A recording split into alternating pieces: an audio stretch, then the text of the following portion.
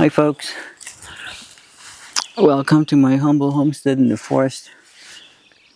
And today I am here amongst, maybe it's harder for you to tell because of all the lush green here, one of the most powerful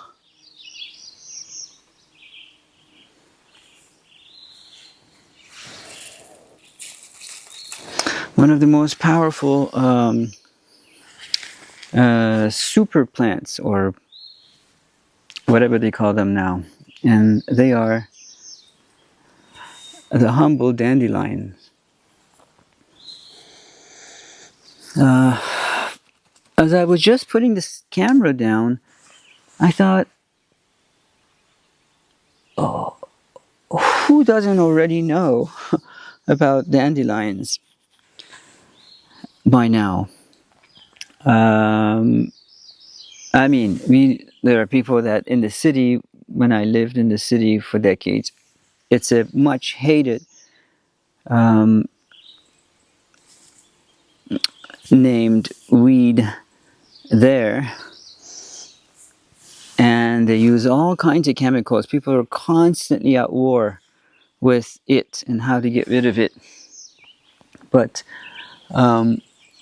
honestly, I don't think there's, I'm thinking even nettle is possibly not as powerful as dandelions. But anyway, I may be wrong, but I'm actually sitting between two. I'm just noticed, if you've ever seen this, I don't know if you can see, I don't want to rip it out just to show you, valerian plants. But anyway, there's a whole bunch. So what this plant is, you can use it, you can use the flower, you can use the roots, you can use the leaves. When you buy organic loose leaf lettuce in bags or packages or whatever at your supermarket, it has dandelion roots, dandelion leaves in it. But the root is amazing. All of it probably, but the root is the most powerful part for detoxifying your liver. You should probably do twice a year. But all of that is probably mostly, I would say, best to harvest at this time of year, which for us is right now. I think we're the 6th day of June. But even when the flower dies and turns into this beautiful orb of, I have a picture of it.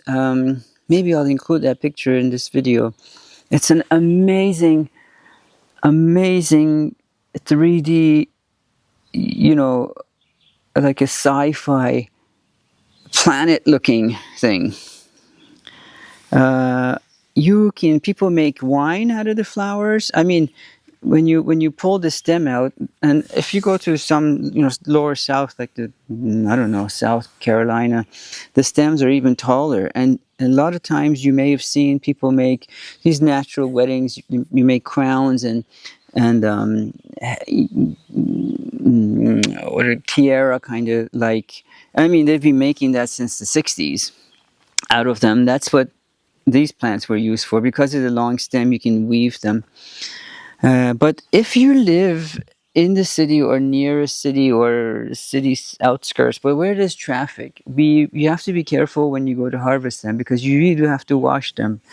Depending on where you live and how populated it is where you live, there would be a lot of particulates, a lot of chemicals that's in the air, or maybe neighboring properties that may have sprayed them. Even by that I mean even if you live outside the city. We live in an all organic neighborhood community where for at least 1,000 acres, nobody sprays. So in addition to that, if you were to listen, and you'll hear that there's no traffic.